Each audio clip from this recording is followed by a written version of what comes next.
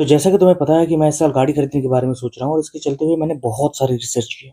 आमतौर पर जब भी हम गाड़ी खरीदने के बारे में सोचते हैं ना, तो हमारे ज़हन में या तो मारुति रहती है या फिर हम होंडा के बारे में सोचते हैं, अगर जिनके बजट थोड़ा-सा ज़्यादा है, या फिर कुछ लोग हम हुंडई के बारे में सोचते हैं, राइट?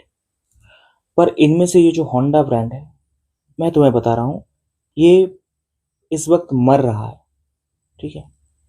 और इसके रीज़न मार्केट नहीं है, इसके रीज़न सबसे बड़ा रीज़न है होंडा खुद, होंडा के पॉलिसीज़, होंडा के एरोगेंस और होंडा के लोगों को ना एड्रेस करना, इसकी सबसे बड़ा डाउनफॉल बन रहा है।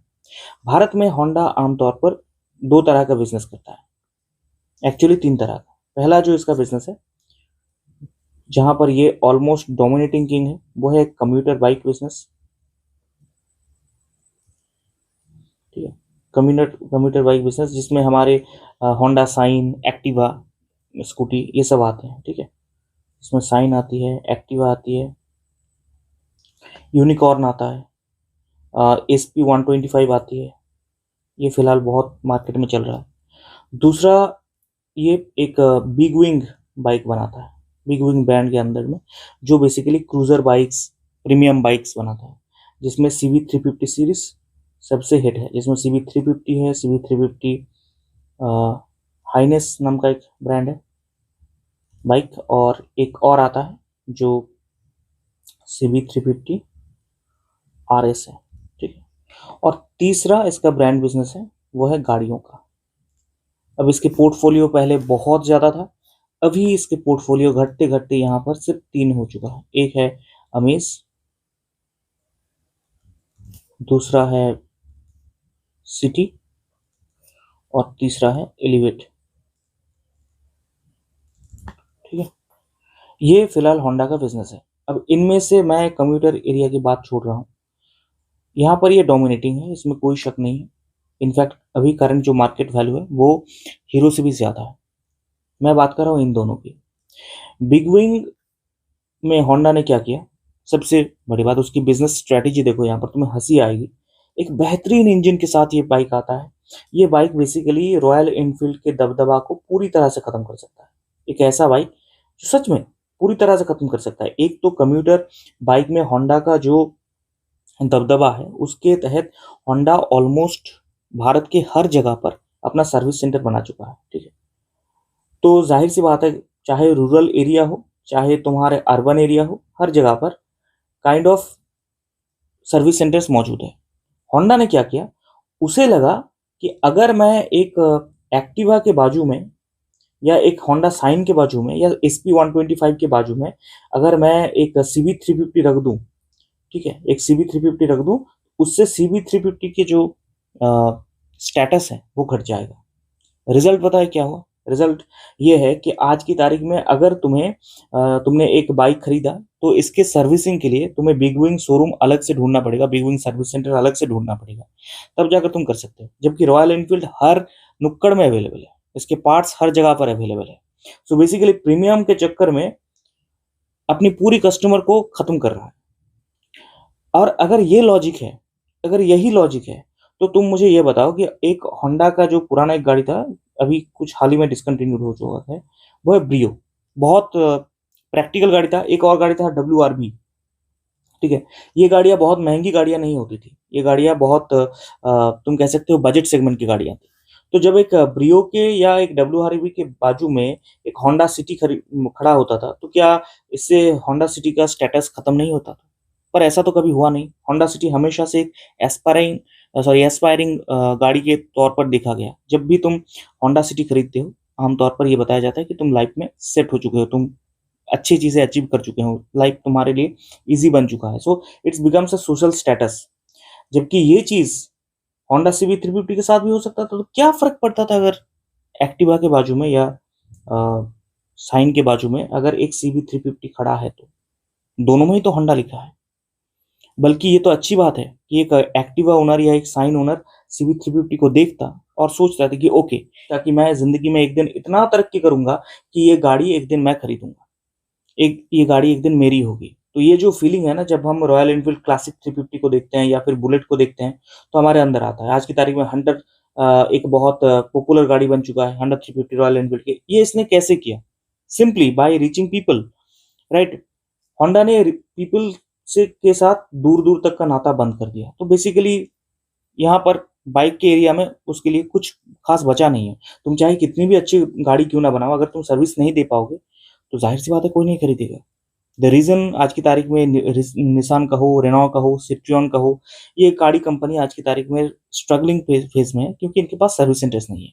मारुति, हुंडई, किया ये रूल कर रहे हैं बेसिकली सर्विस सेंटर्स की वजह से, क्योंकि उन्हें पता है, तुम्हें पता है कि तुम गाड़ी खरीदोगे, तुम्हें गाड़ी को लेकर टेंशन करने की जरूरत नहीं है। पार्ट्स अवेलेबल है, हर जगह सर्विस सेंटर्स अवेलेबल है। कहीं पर भी रास्ते पे अटक जाओ, कोई ना कोई मैकेनिक्स तुम्हें मिल जाएंगे जो तुम्हारे लिए काम करेगा। अब अमेज में, एलिवेट में, सिटी में आमतौर पर ये जो होंडा का एक लेजेंडरी इंजन है IV tech, and I honestly मुझे लगता है कि इससे बेहतर इंजन शायद दुनिया में खूब बहुत कम ही प्रोड्यूस हो पाया है। इतना बेहतरीन ये इंजन है, लेकिन सिर्फ आईवी टेक के दम पर तुम रूल नहीं कर सकते। अगेन तुम्हें सर्विस की जरूरत पड़ेगी। अमेज कहो, सिटी कहो, एलिवेट कहो, ये जो गाड़ी हर वक्त घट रहा है होंडा के लिए, होंडा को ये समझना होगा कि क्यों घट रहा है। तुम होंडा सिटी की ओर देखो। जिंदगी में तुम सिटी को, जैसा कि मैंने बताया कि एक एस्पायरिंग कार है, राइट। तो तुम जिंदगी में सिटी को खरीदने के लिए 25 लाख रुपए आज की तारीख में खर्च कर रहे हो, राइट। रुपए 25 लाख खर्च कर रहे हो, तो तुम रुपए 30 लाख भी खर्च कर सकते हो। 5 लाख तुम एक्स्ट्रा खर्च कर रहे हो, तो यहाँ पर तुम्हारे बजट कॉन्शियस बड़ी बात नहीं है। जो 25 लाख खर्च कर रहा है वो 27 लाख भी खर्च कर सकता है, वो 30 लाख भी खर्च कर सकता है, क्योंकि सिटी उसके लिए एक सोशल स्टेटस है, सिर्फ एक गाड़ी नहीं है। वो दुनिया को बताना चाहता है कि आई एम डूइंग गुड।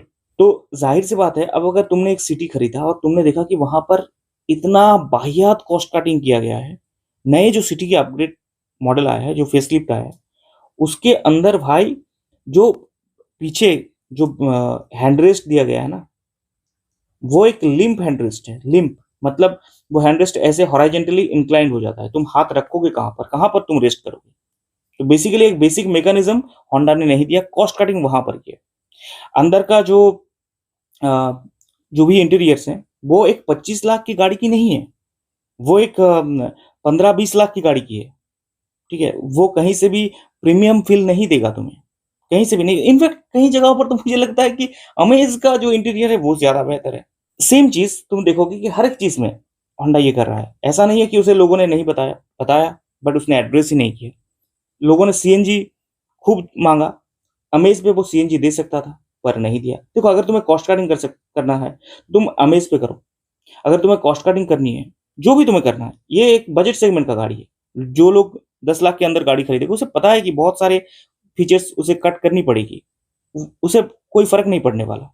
पर एक सिटी को फर्क पड़ने वाला है, एक एलिवेट ओनर को फर्क पड़ने वाला है। तुम अगर अपने प्रीमियम क्लाइंटेल को सेटिस्फाई नहीं कर पाए, then you are a failure as a company. जाहिर सी बात है लोग मूव कर जाएंगे। लोग आज की तारीख में वॉक्सवैगन की तरफ मूव कर जाएंगे, वो स्कोडा की तरफ मूव कर जाएंगे, क्योंकि वो बेटर ऑफर कर रहे हैं ना। तो वॉक्सवैगन के वर्टूस को देखो, स्कोडा का जो नया अभी अभी फेसलिफ्ट आया है स्लाविया, उसे देखो, कितना मस्त गाड़ी है। दुख होता है यार, कहीं ना कहीं बहुत ज्यादा दुख होता है जिस तरह से होंडा ने अपने अपने खुद की पैरों में कुल्हाड़ी मांगी। एक्चुअली मैं कहूंगा कि कुल्हाड़ी पे आकर पैर मार दिया, और उसे सुधरने का नाम ही नहीं ले रहा। ऐसा नहीं कि वो सुधर नहीं सकता, बल्कि आराम से सुधर सकता है। वो खुद को, बिग विंग को आराम से, होंडा जो रेड विंग है उसके तहत, ये वाला हिस्से को रेड विंग कहा जाता है, ठीक है, कम्यूटर बाइक एरिया को। तो इस रेड विंग के साथ आराम से जोड़ सकता है सर्विस सेंटर के मामले में। ये पूरा बाइक सेगमेंट ठीक हो जाएगा। वो यहाँ पर गाड़ी के सेगमेंट पे लोगों की जो भी मांगे हैं वो उसे एड्रेस कर सकता है, बट नहीं, वो कुछ नहीं करने वाला है। क्योंकि जो होंडा इंडिया का जो मैनेजमेंट टीम है, उन्हें घंटा पता है कि मार्केट क्या मांगता है और मार्केट को कैसे एड्रेस करता है। वो कुछ नहीं करना चाहता। तो ये थी आज की वीडियो, और अगर तुम्हें ये वीडियो पसंद आ रहे हैं तो डेफिनेटली चैनल को सब्सक्राइब कर सकते हो। मैं आमतौर पर अपने चैनल पे प्रैक्टिकल गाड़ियों की ब्रेकडाउन करता हूँ, कौन सा वाला वेरिएंट लेना चाहिए, कौन सा नहीं लेना चाहिए, क्योंकि मैं खुद गाड़ियों के बारे में अंधाधुंध रिसर्च कर रहा हूँ। मुझे खुद गाड़ी लेनी है, जैसा कि मैंने बताया। तो तुम वो सारे चेकआउट कर सकते हो, बहुत अच्छे अच्छे वीडियोस हैं। और अगर चैनल पे नए हो तो सब्सक्राइब जरूर करना। See you in the next video.